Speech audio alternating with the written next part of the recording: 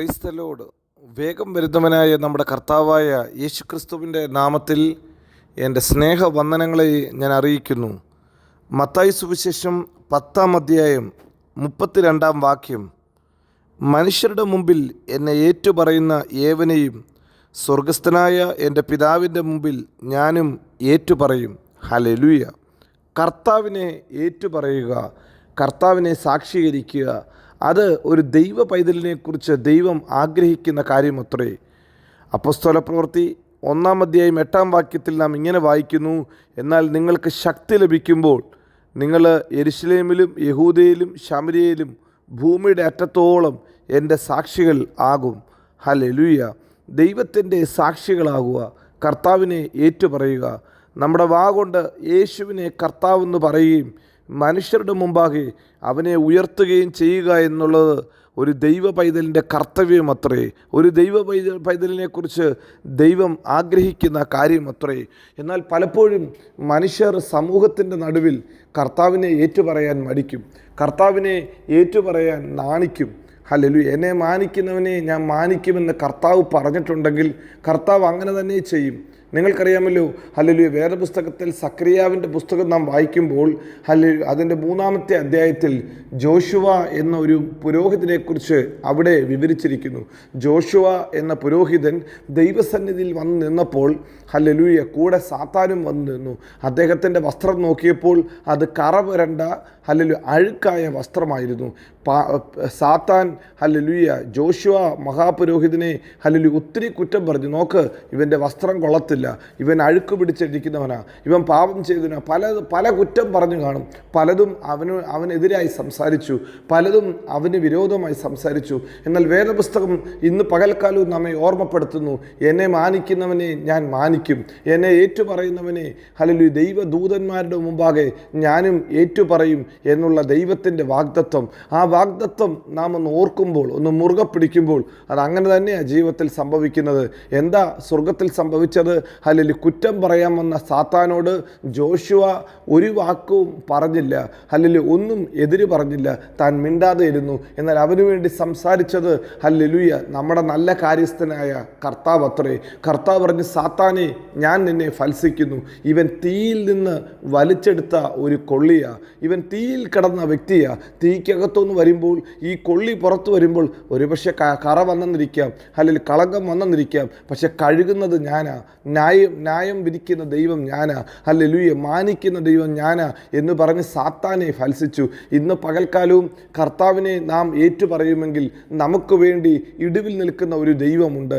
ഫലം കായ്ച്ചില്ല എന്ന് പറഞ്ഞ് വെട്ടിക്കളയാൻ പലരും വരുമ്പോൾ, ഹല്ലേലൂയ ഫലം കായ്ച്ചില്ലെന്ന് പറഞ്ഞ് യജമാനൻ വെട്ടിക്കളയാൻ പറയുമ്പോൾ, യജമാനനെ ഒരു വർഷം കൂടെ നിന്നോട്ടെ, ഞാൻ കുറച്ചുകൂടെ ഒക്കെ തടമെടുത്ത് വെള്ളമൊഴിച്ച് ഹല്ലേലൂയ അതിനെ പരിപാലിക്കാം എന്ന് പറയുന്ന ഒരു നല്ല തോട്ടക്കാരൻ നമുക്കുണ്ട്. ഹല്ലേലൂയ നമ്മെ പരിപാലിക്കുന്ന ഒരു ദൈവമുണ്ട്. പലപ്പോഴും ജീവിതത്തിൽ ഫലം കായ്ക്കാതെ, പലപ്പോഴും ജീവിതത്തിൽ ദൈവത്തിൻ്റെ ഹല്ലേലൂയ പ്രതീക്ഷയ്ക്ക് ഹല്ലേലൂയ അത്രത്തോളം ഉയരാതെ നാം പലപ്പോഴും വീണു പോകാറുണ്ട്, നാം പലപ്പോഴും തെറ്റിപ്പോകാറുണ്ട്. എന്നാൽ നമ്മെ പരിപാലിക്കുന്ന ഒരു ദൈവം പറയും, വെട്ടിക്കളയരുത്, ഇത് ഞാൻ വളർത്തുന്ന തയ്യ, ഇതെൻ്റെ മകനാ എന്ന് പറഞ്ഞ് ഇടിവിൽ നിൽക്കുന്ന നമ്മെ ഏറ്റുപറയുന്ന ഒരു കർത്താവ് ഇന്ന് പകൽക്കാലവും അവൻ വിശ്വസ്തനായ ദൈവമാണ്.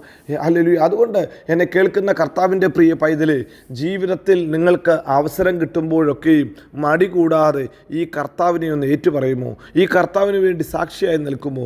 ഹല്ലേലൂയ. നിങ്ങളായിരിക്കുന്ന ജോലിസ്ഥലമായിക്കോട്ടെ, നിങ്ങളായിരിക്കുന്ന നിങ്ങളുടെ കുടുംബമായിക്കോട്ടെ, നിങ്ങളുടെ സമൂഹമായിക്കോട്ടെ, അവരുടെ നടുവിൽ എൻ്റെ ദൈവം എന്നെ ഇതുവരെ നടത്തിയെന്ന് ലജ്ജ കൂടാതെ പറയാൻ പറ്റുമെങ്കിൽ നിങ്ങളെയും മാനിക്കുന്ന ഒരു ദൈവമുണ്ട്. നിങ്ങളുടെ ഫലം നോക്കാതെ, നിങ്ങളുടെ പ്രവൃത്തി നോക്കാതെ, നിങ്ങളുടെ കഴിവ് നോക്കാതെ നിങ്ങളെ മാനിക്കുന്ന ഒരു ദിവസമുണ്ട്.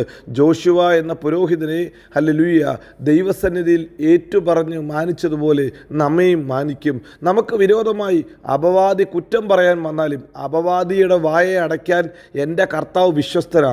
ഈ പകൽക്കാലം എന്നെ കേൾക്കുന്ന സഹോദര സഹോദരി, നീ കർത്താവിനെ ഏറ്റുപറഞ്ഞു, നിനക്ക് വിരോധമായി വരുന്ന വായെ കർത്താവ് കുറ്റം വിധിക്കും. നിനക്ക് വിരോധമായി സംസാരിക്കുന്നതിൻ്റെ വായകളെ കർത്താവ് അടയ്ക്കും. പറയും, ഹല്ലേലൂയ, അവൻ നിന്നെ മാനിക്കും. ഇത് എൻ്റെ മകനാണ്, എൻ്റെ പൈതൽ എന്ന് പറഞ്ഞ് ദൈവം നിന്നെ മാനിക്കും. നിങ്ങൾക്കറിയാമല്ലോ, യേശു കർത്താവിൻ്റെ ജീവിത ചരിത്രത്തിൽ തന്നെ യോർദാനിൽ സ്നാനമേറ്റ് പിതാവിനെ മാനിച്ചപ്പോൾ സ്വർഗം തുറന്നിട്ട് സ്വർഗത്തിൽ നിന്ന് ശബ്ദം കേട്ട്, ഇവൻ എൻ്റെ പ്രിയപുത്രൻ, ഇവനിൽ ഞാൻ പ്രസാദിച്ചിരിക്കുന്നു. സ്നാനമേറ്റ് ആ സ്നാനവെള്ളത്തിൽ നിന്ന് പുറത്തേക്ക് വരുമ്പോൾ തന്നെ സ്വർഗം തുറന്ന് അവനെ മാനിച്ചു. ഈ പകൽക്കാലവും സമൂഹ മധ്യത്തിൽ ലജ്ജ കൂടാതെ കർത്താവിനെ നിങ്ങൾ ഏറ്റുപറയുമോ? നിങ്ങളുടെ വാക്കുകൊണ്ട്, പ്രവൃത്തി കൊണ്ട്, അല്ലെങ്കിൽ ജീവിതത്തിൻ്റെ സാഹചര്യങ്ങൾ കൊണ്ട് കർത്താവിനെ ഏറ്റുപറയുമെങ്കിൽ സ്വർഗം തുറന്ന് നിങ്ങളെയും മാനിക്കും, നിങ്ങളെയും ഹല്ലേലൂയ അവൻ ഓണർ ചെയ്യും. ഇവൻ എൻ്റെ പ്രിയപുത്രൻ എന്ന് പറഞ്ഞ അതേ ശബ്ദം ഇന്ന് പകൽക്കാലവും നിലച്ചിട്ടില്ല. ഇന്ന് പകൽക്കാലവും ആ ശബ്ദം നിന്നു പോയിട്ടില്ല. നിങ്ങളെ മാനിപ്പാൻ ആ ശബ്ദം മതിയായതത്രേ. ഫലം കായ്ക്കത്തില്ല എന്ന് പറഞ്ഞ് വെട്ടിക്കളയാൻ പലരും ശ്രമിക്കും. പല ഓഫീസുകളിൽ നോക്ക്, അല്ലെങ്കിൽ റിസൾട്ട് ഇല്ല എന്ന് പറഞ്ഞ് പലരുടെയും ജോലിയിൽ പ്രശ്നം വരുമ്പോൾ ഒരു ദൈവ പൈതലിന് വേണ്ടി ഇടിവിൽ നിൽക്കുന്ന ഒരു കർത്താവുണ്ട്, ഇടിവിൽ നിന്ന് സംസാരിക്കുന്ന ഒരു ദൈവമുണ്ട്. വെട്ടിക്കളയരുത്, നിന്നോട്ട്, ഒരു വർഷം കൊണ്ട് നിൽക്കട്ടെ, ഒരിക്കൽ കൂടെ നിൽക്കട്ടെ എന്ന് പറഞ്ഞ് മാനിക്കുന്ന ഒരു ദൈവമുണ്ട്. നിങ്ങളറിയാതെ തന്നെ നിങ്ങൾക്ക് വേണ്ടി അവൻ സംസാരിക്കും. ഇന്ന് പകൽക്കാലവും നമുക്ക് അതുകൊണ്ട് ഈ കർത്താവിനെ സാക്ഷീകരിക്കാം. ജീവിതത്തിൻ്റെ എല്ലാ സാഹചര്യത്തിലും എല്ലാ അവസ്ഥയിലും ഈ കർത്താവിനെ നമുക്ക് ഏറ്റുപറയാം. എൻ്റെ യേശു എനിക്ക് നല്ലവൻ, യേശു മതിയായവൻ എന്ന് പറഞ്ഞ് കർത്താവിന് വേണ്ടി നിങ്ങൾ സമയം കൊടുക്കുമോ? കർത്താവിനെ നിങ്ങൾ ഏറ്റുപറയുമോ? കർത്താവിന് വേണ്ടി നിങ്ങൾ ജീവിക്കുമോ? അവൻ നിങ്ങൾക്ക് വേണ്ടി പ്രവർത്തിക്കും. അവൻ നിങ്ങളുടെ സാഹചര്യത്തിലേക്ക് ഇറങ്ങി വരും. അവൻ നിങ്ങളെ മാനിക്കും, അവൻ നിങ്ങളെ ഉയർത്തും. അവൻ വിശ്വസ്തൻ, വാക്കുമാറാത്തവൻ, നമ്മെ എല്ലായിടത്തും എല്ലായ്പ്പോഴും ക്രിസ്തുവേശുവിൽ ജയോത്സവമാക്കി നമ്മെ നടത്തും. God bless you. Amin, Amin.